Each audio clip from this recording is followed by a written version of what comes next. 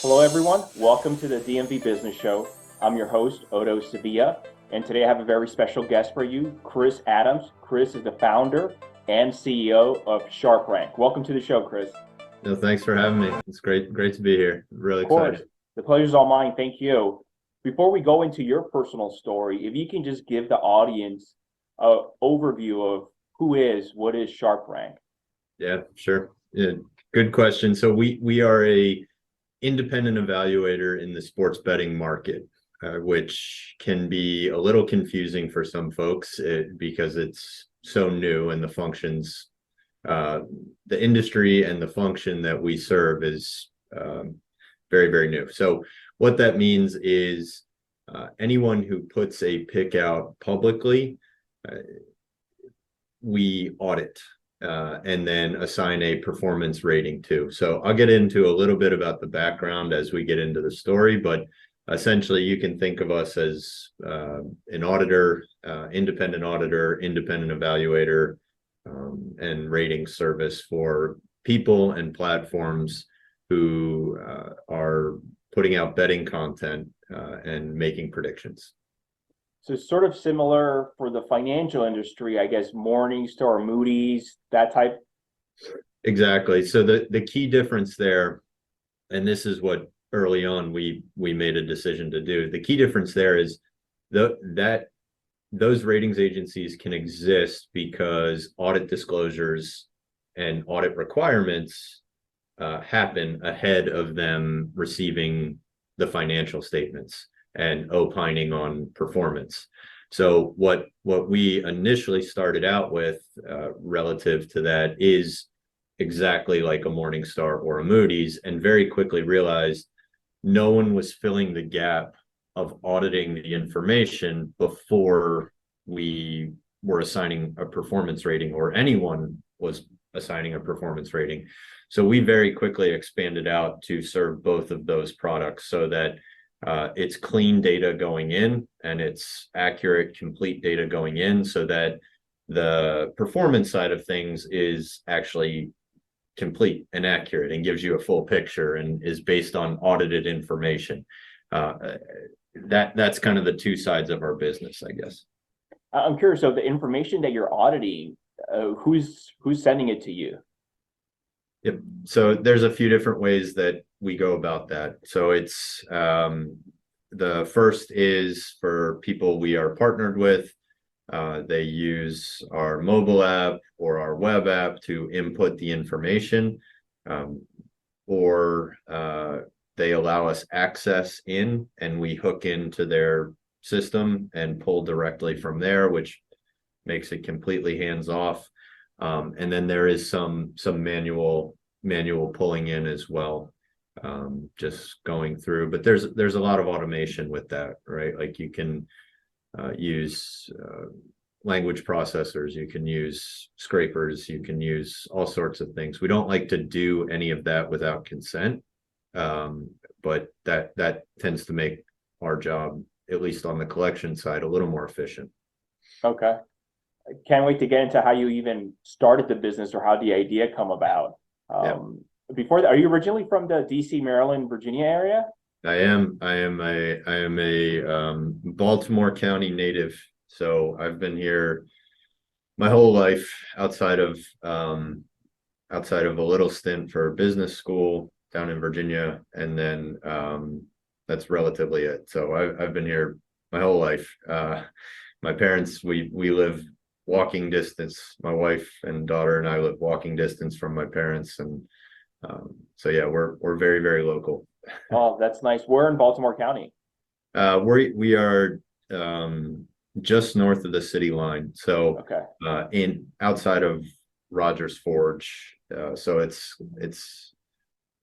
Ruxton, Towson area. Got it. Okay. So you grew up around sort of the Towson area. Mm-hmm. Yeah. How was it growing up in around Towson? It was good. So I grew up in an entrepreneurial household. So I grew up, my mom and dad were starting a family business right when I was born.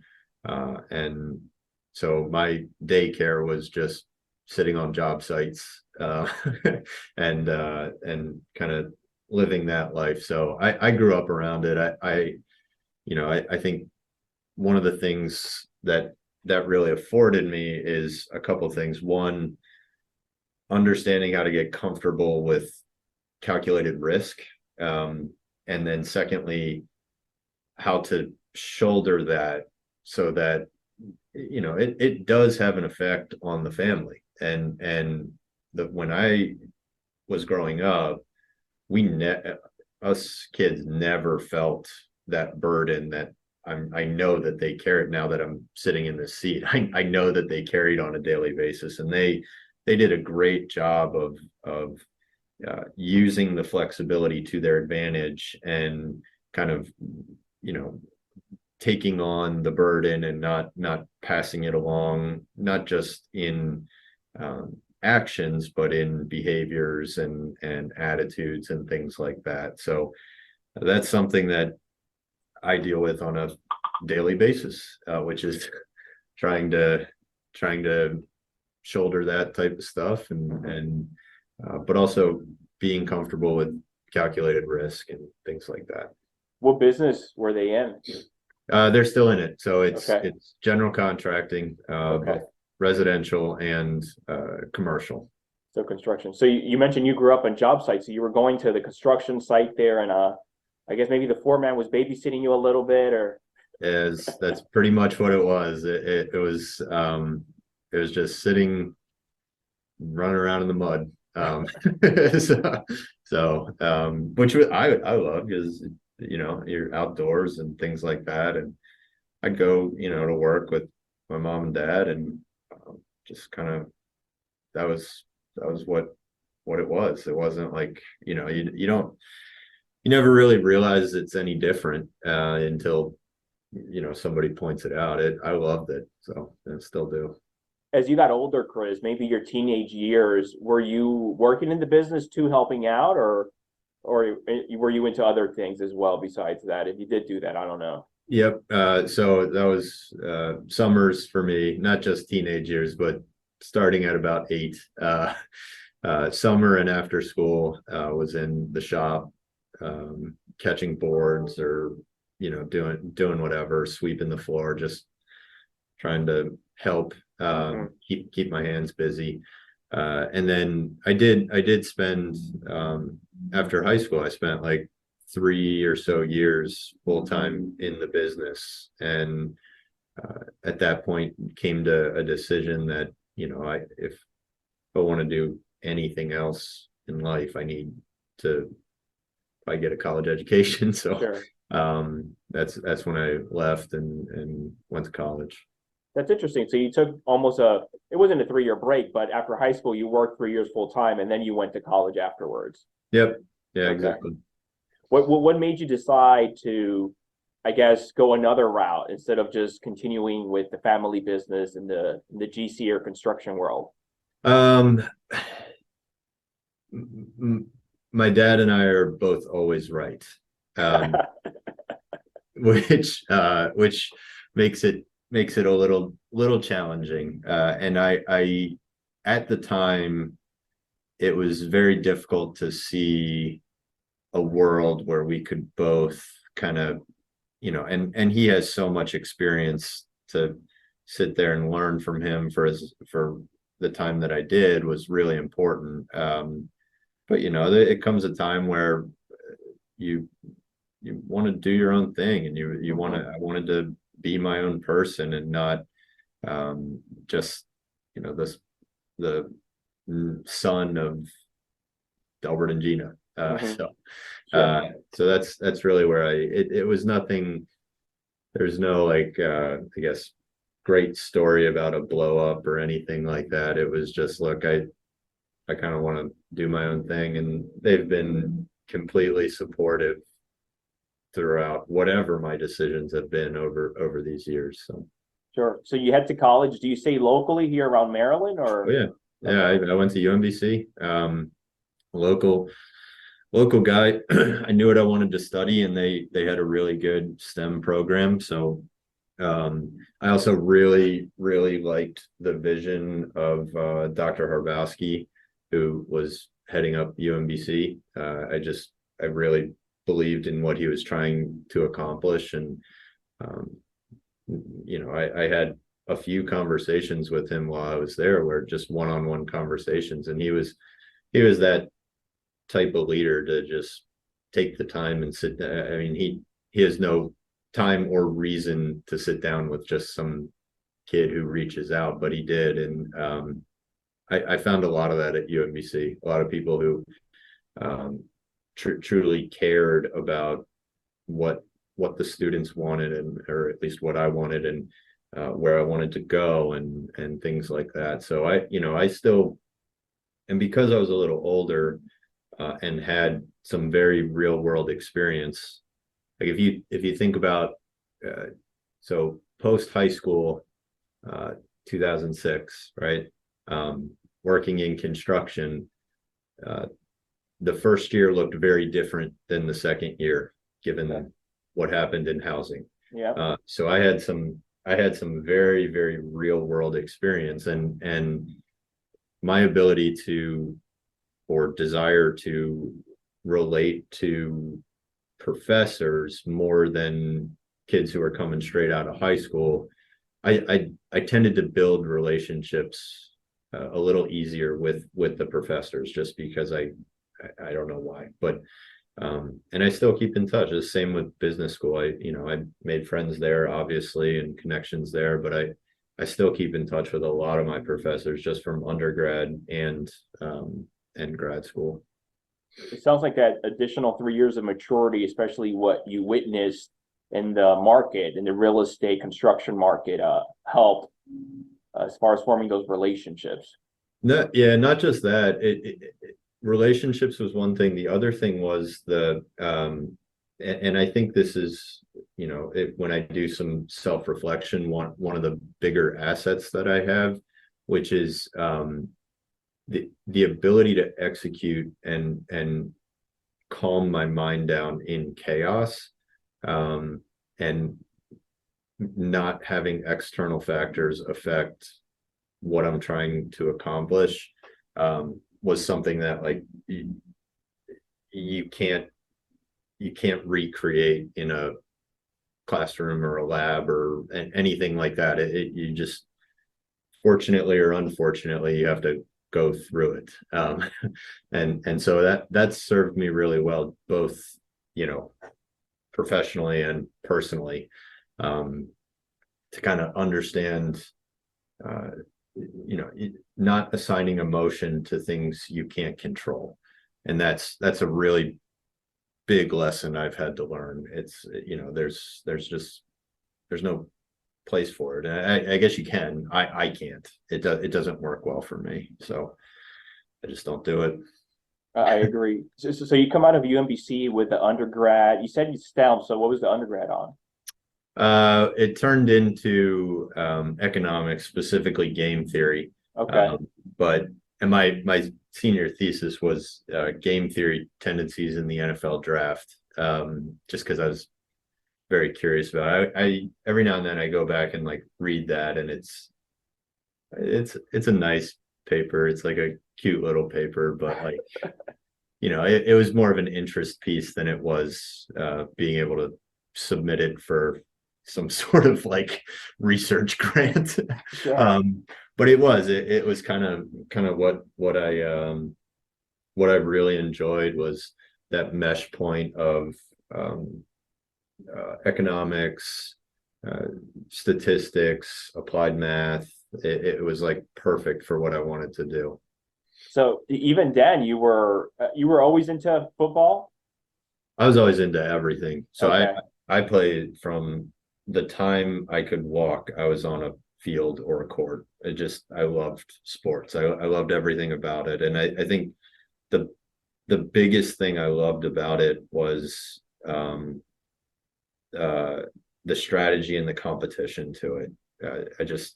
I loved it. It just, and I still do to this day. I mean, it's given what I do now, it's become less entertainment for me to sit down and like watch a game. which Uh-huh. is a little annoying, but it is, a product of what I do. But I still do. I think sports are just an amazing way to learn about life and learn about things that you maybe can't learn just in a classroom or whatever else it is. It forces you into uncomfortable situations. It forces you to deal with loss. It forces you to deal with winning. It forces there's just uh, so many lessons that can be taken away from sports, and I just gravitated towards it very, very quickly. What's your favorite sport? Well, to play now is squash. So I've been playing squash for 10 years or so. Um, I'm average at best, but I love it. And then to watch is, let's see, it's probably football. It's probably college football. I like I like the explosive nature of it. And NFL is a different type of sport than college football is. There's just way too many different factors included in it. I don't even view them as really the same sport. The strategy is just so different. Um, but yeah, so some form of football, but I'll watch pretty much all of it.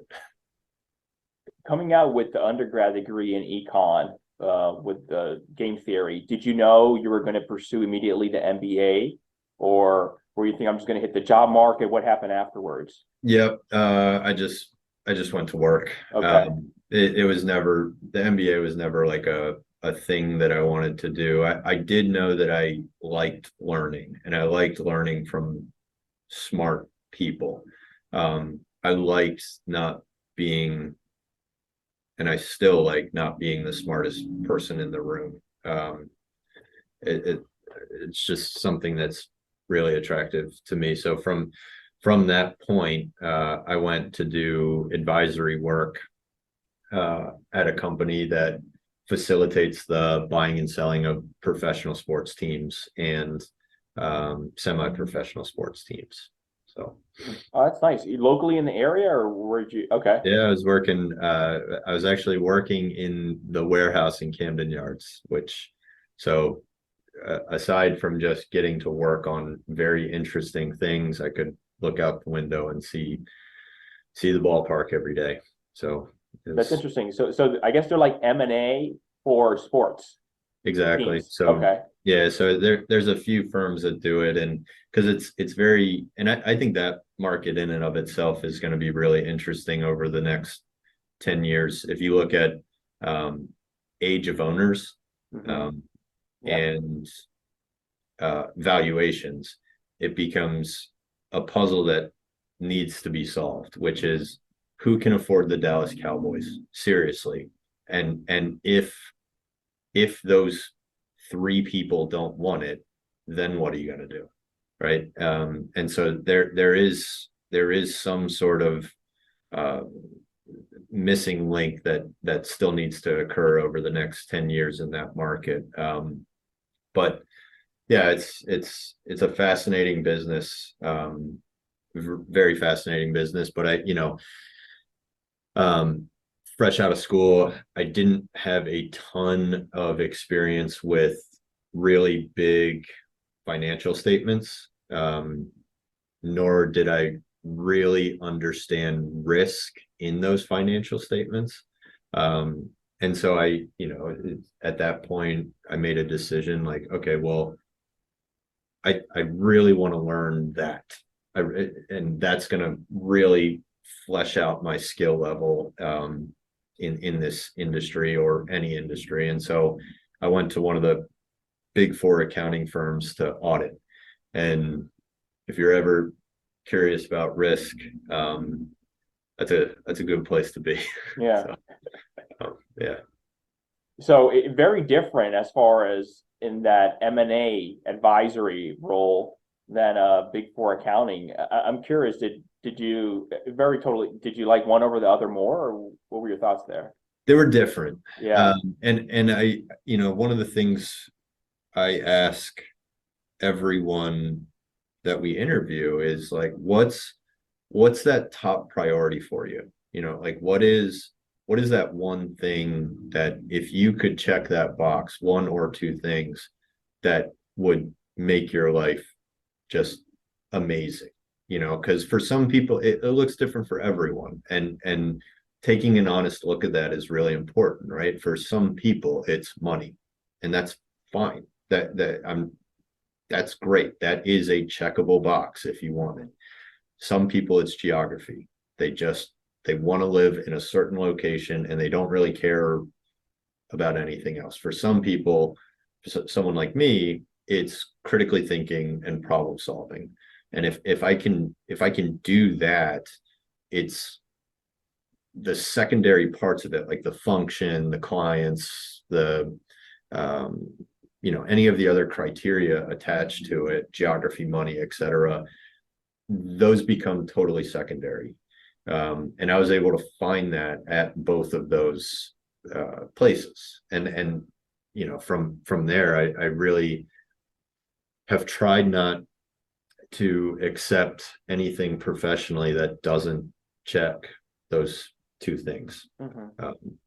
So they're very different, but um, they are one is a function of the other, if that makes sense. Like understanding those financial statements and understanding that risk makes a better M&A or advisory or investment banker or whatever the case might be. And so they do interrelate a little bit, but they were just, everything about them was different. I mean, I was at the place I was for sports advisory stuff was 5 people. You had a big 4, which is hundreds of thousands globally. So I got really good both ends of the spectrum there. Sure. After your time with the Big Four, is that when you decide to maybe continue with higher education or? Nope, not yet. Okay. So I come back after that. I come back to investment banking, but for middle market tech data cyber companies in the area locally. Okay. And I do that for a few years prior to deciding, all right, if this is going to be my life, I'd really like to. This is my chance. You know, I'm not. At the time, I didn't have a wife. I didn't have a kid or a dog or anything, and this is my opportunity to take that last bit of education that I seemingly grew more and more attracted to, and so I did, and that was 2018, which lines up with when sports betting was repealed at a federal level. So what ended up happening throughout that process was I was hearing radio ads, and one in particular that was a guy who had bought radio time, bought airtime as a commercial, claiming to know the outcomes of games, claiming to be able to pick games successfully at a rate that was statistically impossible, and then guaranteeing people money, guaranteeing them the outcome if they were to call and buy the pick. And I was a licensed investment banker just going, I would be in prison. Like I could never do this. And so as we heard that ad, and as I heard that ad, it was like, okay, well, I'm sure someone is overseeing this, right? Like whether that's the FTC or whoever it is, somebody has to be stabilizing this. And there was no one doing it. So that's when we set out to kind of create this concept of a independent evaluator and build it into the market. And right when we went full time on it, COVID happened, which for us was actually really advantageous. So the world shut down basically, and we were able to build our product and our model and our concept without having to constantly keep up with innovation and news and things like that. We basically had a 6-month standstill where we were able to become ingrained in the market as much as we could. So when the engine of sports did turn back on, we were just part of the ecosystem. But I think one of the things that's really, really interesting about sports betting, and this is really at a macro level what we're trying to solve as a company, is there's a structural flaw that exists. There's just it's an inherent flaw in the industry, and it's the same structural flaw that has caused collapses over and over and over again in other industries. So if you go back 30 years ago, financial institutions had equity trading and equity research sitting under the same roof, which they still do today, but there was no separation between those functions. And so they could talk to each other and communicate openly and quietly or publicly or whatever they want to do. And what was happening was, and I'm not saying this out of negativity, there was no rules, but what was happening was the trading side was approaching the research side saying, hey, we just got contracted to take this company public. Why don't you sharpen your pencil on the valuation and make sure it's very, very high? And after we IPO, we'll kick you back some of the proceeds from the deal fee.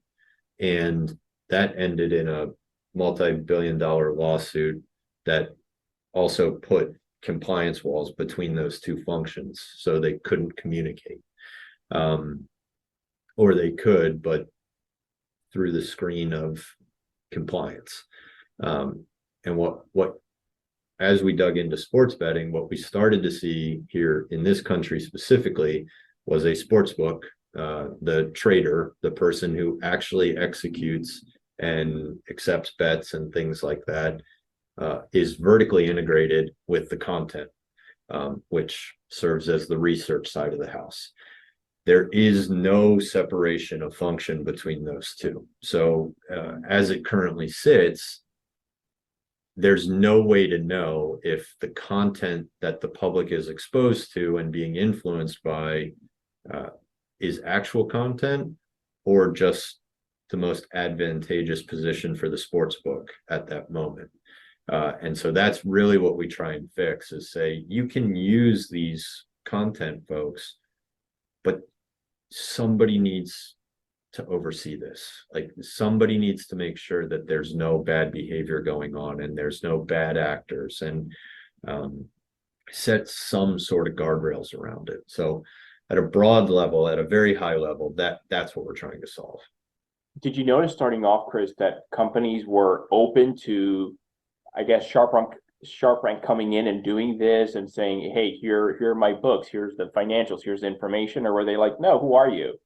Well, a spectrum. So when we first started out, we got quite a bit of the latter. So we got a lot of people saying, where we would explain what we do and our kind of our process and our value prop to them, and they would say, great, who, like, so what? According to who? You're the independent evaluator here, which was an eye-opening experience for us. But slowly, we started to see traction, and we started to see people adopting us in the market for what we are, and being more of a market-driven company than just trying to sell whatever people are interested in, and changing our business model for that and things like that. So I think it's progressively gotten simpler. And that often happens with some early success with respect to clients and things like that. But it does take time, when the tough part with what we do is, there's nothing, we're not creating a better process from an existing company. We're not going from 1 to N. We are, in all in all seriousness, we are literally creating a category that has not existed in this industry before. And people tend to be wary of that until they see that this company is for real, this company will be here. And then the conversation turns into, okay, well, how do we leverage this to our advantage? And I think what we've found is, if you listen to sportsbook operators last year, this year, one of the first things out of their mouth from a priority standpoint is consumer protection.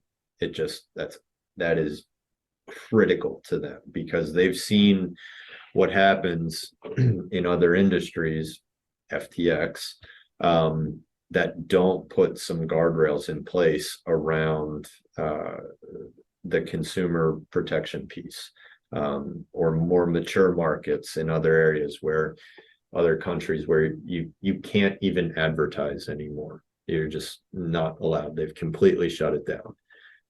And so I think these operators are very, very conscious of the importance of consumer protection. The problem they're feeling is there's no guardrail, there's no guidelines to what it means to have consumer protection, because it's 36 different jurisdictions in this country. There's no federal oversight. And so they're willing to participate, and they're willing to collaborate, and they're willing to build into a solution. But until there's some sort of standardized approach to what it means to protect the consumer on all ends of the funnel, it becomes a little, it was previously a little contentious with the relationship. And so, one of the things we've had to explain is that this is not zero sum. Consumer protection is not one side wins, the other side loses. This is net positives for everyone, in very, very impactful, big ways, very, very big. And the operators in the sports books are starting to understand that about what this function can do for them advantageously. So it's the conversations have become a little more, I guess, collaborative and working towards a common solution, because everybody wants the same thing, which is a safe, responsible, consumer protected industry that can avoid the collapse that seemingly happens in every other industry. So a consumer out there that does bet in sports, what should they look out for? Oh, good question. So I think, we look at a ton of stuff, right? We look at things like, can we find the different side of a bet on a different platform? Can we find not properly disclosing your position on things like a stock? Can we find that a sharp or an expert is putting out 50 picks a week, and the following week only talking about their wins and not citing back to the full slate of games that they've picked? And then so that's kind of the audit side, like the more formalized audit side with respect to testing things around key assertions, testing controls, doing all those sorts of things like a Big Four auditor does. That piece of it looks almost identical to a KPMG or financial statement audit. Mhm. The other part of it, and the other thing that we do, is a little more forensic around where do we see irregular behavior. So for example, if I know that the DNA, or we know that the DNA of a Sharp would suggest that 9.9 times out of 10, they are going to take a certain side of a bet. And suddenly they pop up on the other side. And there is a cluster in that area. That's something we dig into. We're not saying that's bad behavior, because people evolve, people change their betting patterns, but that's one thing that like does flag for us. So from a consumer standpoint, what I would say is let us do the work for you, because there's a lot, and it's constantly growing, the amount of people out there who are experts and putting picks out publicly and things like that. So what we found is the operators are starting to become more and more interested in this type of function, but so are state governments, because they don't have the resources to oversee this. They just don't. They have other priorities, and important priorities, and this gives them an independent report on, here's all the operators in your state, here's all the affiliates and the in-house content tied into those, and here's where we're seeing some things that might need corrective action, might just need an explanation, or might be totally fine. But all we do really is report findings. We don't set any corrective measures. That's for the attorney general and the gaming boards, the regulators, to decide. So it's interesting. I say to operators a lot, like, be a part of the solution here, because if you're not, it's going to be, something is coming, right? Like it just, the Wild West doesn't exist anymore for a reason. Mhm. And so something's coming. So help build this solution that works for everyone, and doesn't hamper your business and doesn't hinder your growth through implementing it. Otherwise, it's going to be something that they're not comfortable with, and have to adopt. So like a Sarbanes-Oxley post Enron, right? All the signs were there, but they waited for the collapse and then legislatively corrected it and set some standards. So what we're suggesting is a proactive approach. That's great. What would you say motivates you? I've never had a problem with motivation, man. I don't know if that's genetic or what, but I truly just,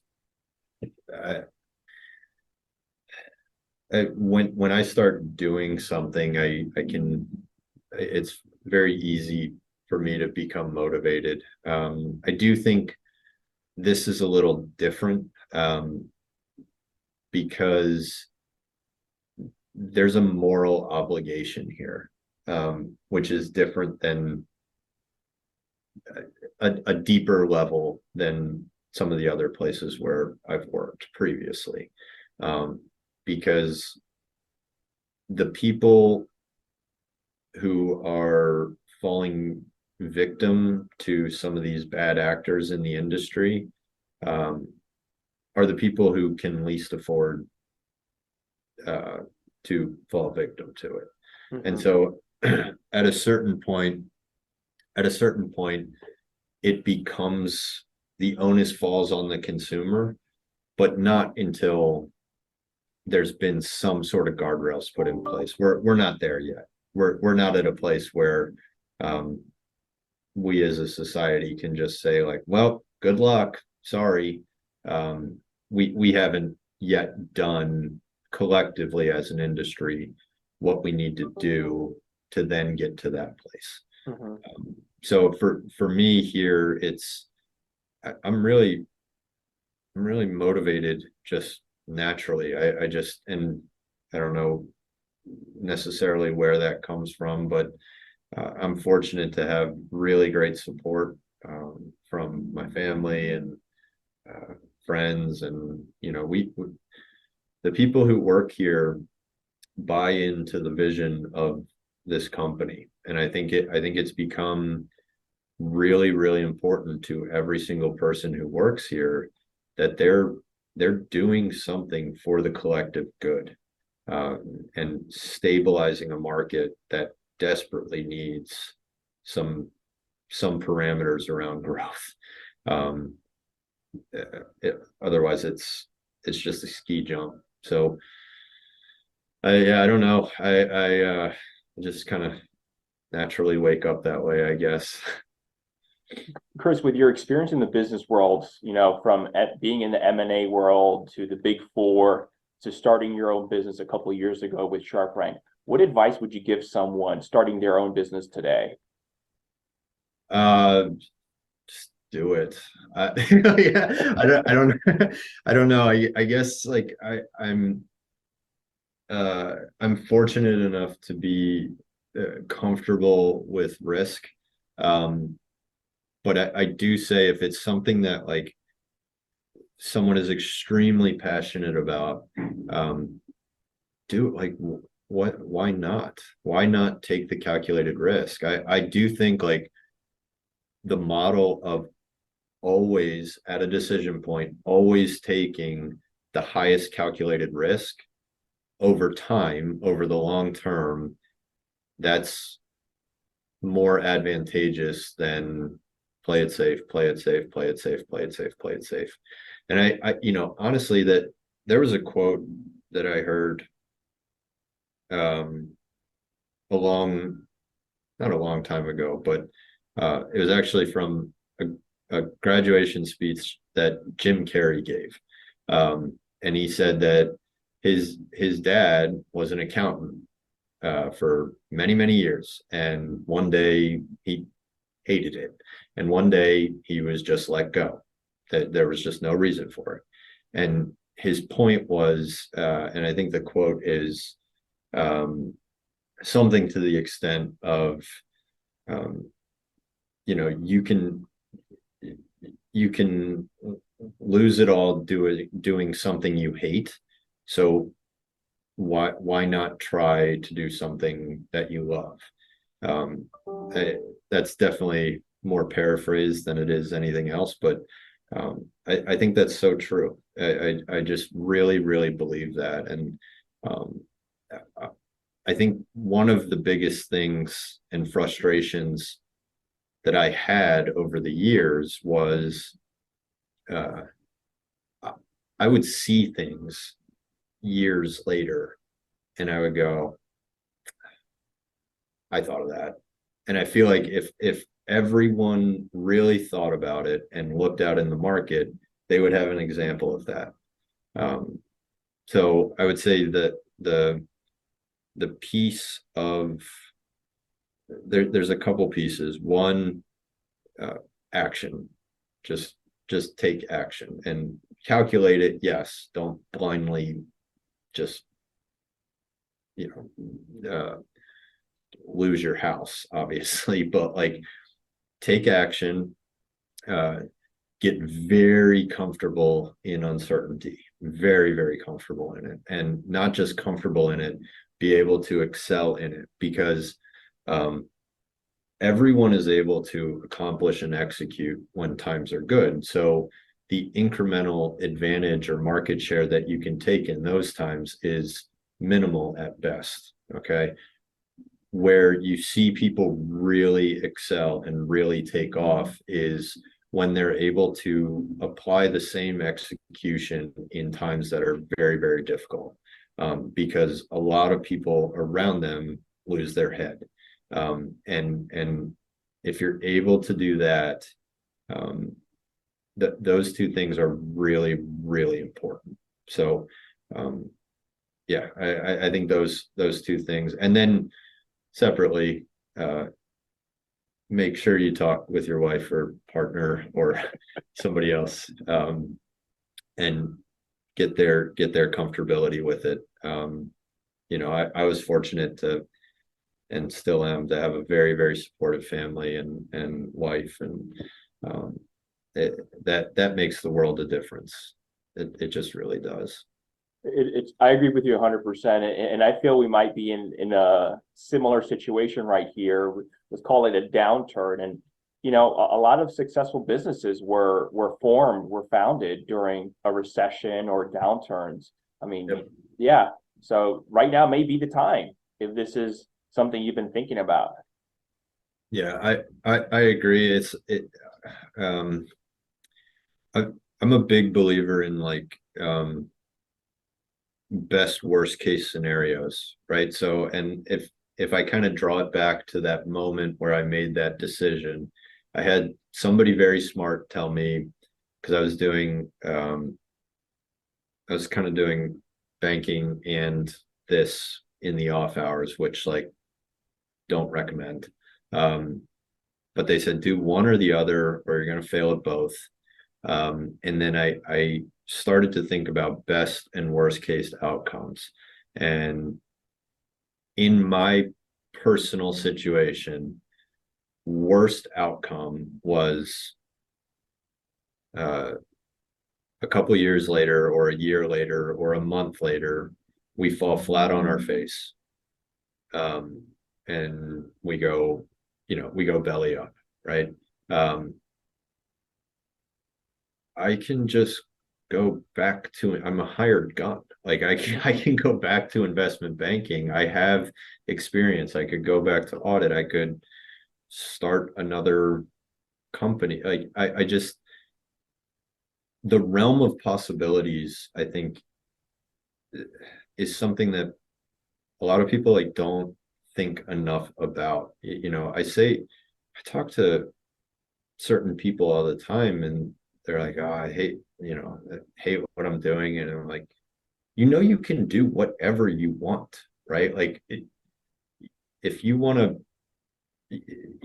there's literally nothing you can't do. I mean, obviously with investment banking, you need to go through a licensure process and a very strict, through a regulated market, but there's no parameters on what you can and can't do. You just do whatever you want, because people don't, and I didn't realize how much time you really spend at work throughout your life, and not just that, how much it bleeds into your personal life if you're not doing something that truly makes you happy and checks that top box or top two boxes.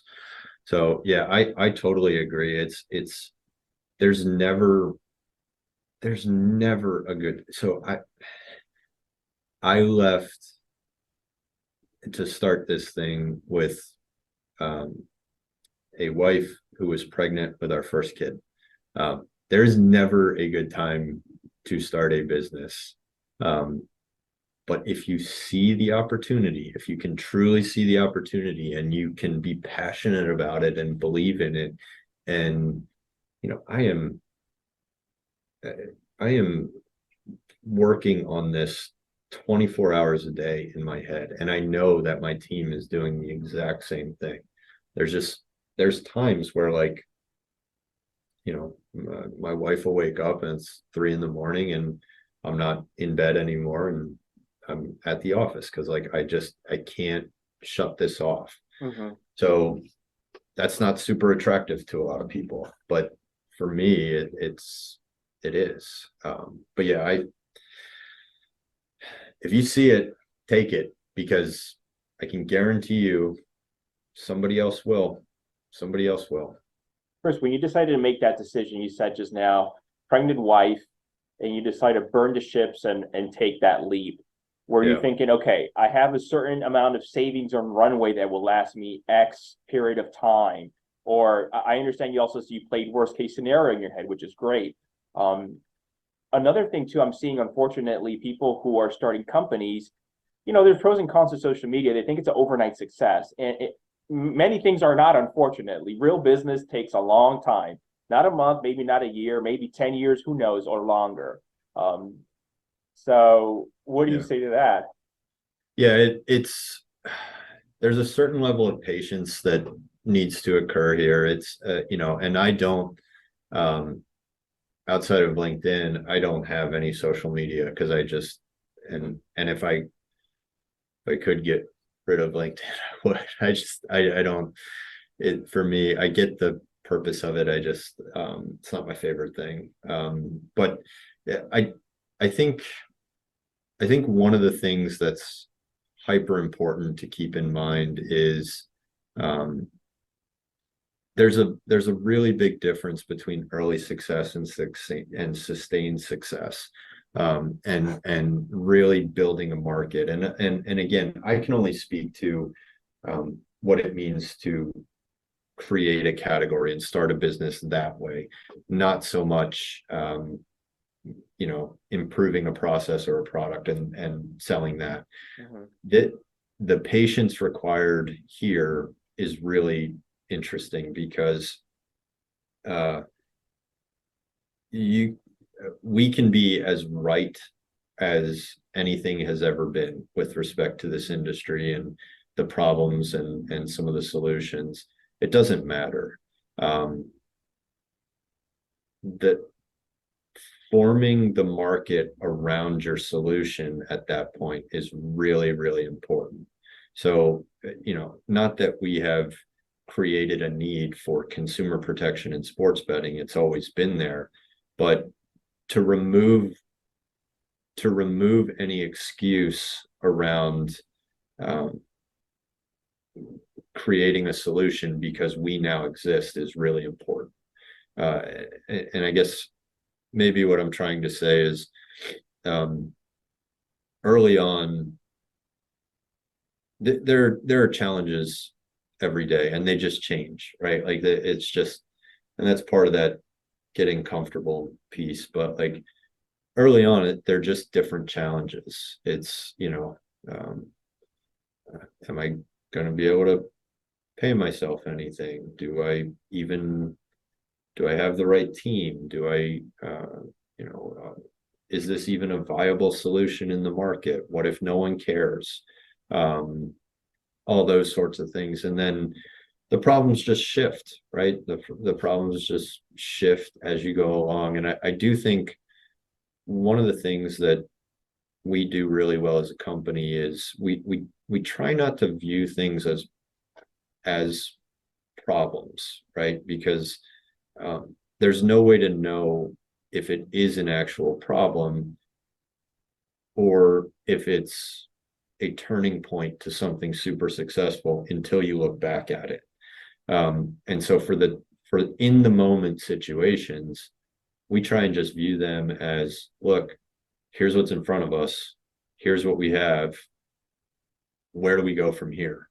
And we do that in a very interesting way. We are a startup, and we attack problems in a manner that, not problems, but we attacked like decision trees and things like that in a way that one of the things we say in meetings when something like this comes up is, assume there's no money. Just assume there's no money. How would you solve this? Right. And for us, that's go all the way back to like, okay, we're not going to spend money on marketing. All right. Because right now, really early on, we don't even know if we have a viable solution to market or advertise. All right. But by creating and knocking down one of those big dominoes with a media property or a sports book, inherently you bring audience to the attention of what you do as a company, right? So targeting those types of relationships early on to say, we're not going to spend money on that, but we'll spend effort and time on delivering a really nice product for a company that can then use us advantageously to increase their market position or increase their engagement or whatever the case might be. And in doing that, our name is tied into that. So there's inherent marketing in there. So all those little discussions and things that we deal with on a daily basis that's the top box for me, right? Like that's the critical thinking and the problem solving that I want to do on a daily basis, and I get to, and everyone here gets to. So that's nice. Coming to an end here soon, Chris, what are you most excited about? What does the future look like for you in SharpRank? Good question. I get excited pretty much every day because this industry is so new. And we've been in it for 3 years, which by this industry standards in the US is like, we're viewed as this, we've been here a while relative to sports betting being repealed at a federal level. So I'm really excited about industry buy-in with respect to legislative matters and regulatory initiatives and oversight and things like that. It seems to me that the tide has turned from not adversarial, but I would say like I don't want to use the word ignorance because I don't think that's right either, but just like, okay, what that company does, what SharpRank does, like, let's just not address it. Okay. And that might have been the case a couple years ago. And what we've started to see is the tide start to turn and the relationship turn more collaborative with respect to sports books, media properties, independent evaluators, and the states to sit down and say, we all know the biggest problem here is consumer protection. What does a viable solution look like for this industry that works for everyone? Okay. And I think that, like, in the morning, every morning, that's one of the most exciting things that I get to think about. But we get to work on some very, very interesting things. We just do. And I'm excited about our team and leading into this year and seeing kind of where this market leads. Because I was talking to one of my friends who also moved into the industry at a sports book. And I said, look, it's going to be really interesting in 20 years to be able to sit here and say, like, we lived through this. And I think that's something that I didn't experience with .com. That's something I didn't experience with housing.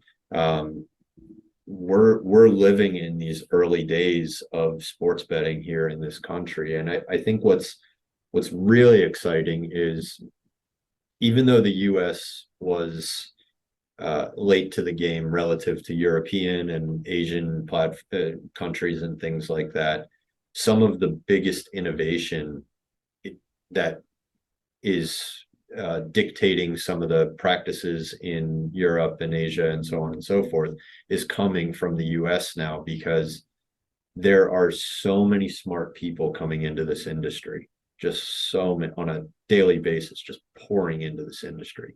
And that's another thing that I get super excited about, is just having those conversations. So it's an exciting time. It is never dull, I'll tell you that much. So when you're not busy working, what do you like to do for fun in your free time? I spend every free second I can with my wife and daughter and family. As I get a little, and we have another one coming. So congrats. Yeah, but it is a family business. So here's I don't know if you can see that, but that's day one in the office. But yeah, I spend, and we like being outdoors, so we like camping and hiking and all that fun stuff. So we just like being outside and being together. Really, is all I'm a pretty simple person. I don't need a lot. That's good. Chris, if people want to learn more about you and SharpRank, where can they go to find out more information, please? Yeah, sharprank.com. You can find us on LinkedIn. You can find me on LinkedIn, I guess. Focus on the company. But and Twitter as well, and Instagram. But when you're there, I think taking a look at our quarterly reports is really a good way to start to understand what it is we're doing. So yeah, any of those places. But I say this all the time, please reach out. And I think there's a lot of people who will back up this claim that we will pick up the phone. That's one thing that we do really well. We pick up the phone and we do answer emails very, very quickly. So please reach out if you're interested, if you're curious, anything really. We're all ears. We don't claim to know everything. That's awesome. Chris, thank you so much for coming on. Had a great time. Yeah, likewise. This is great. I really appreciate it. Sure. Pleasure's all mine. Take care. Yeah, see ya.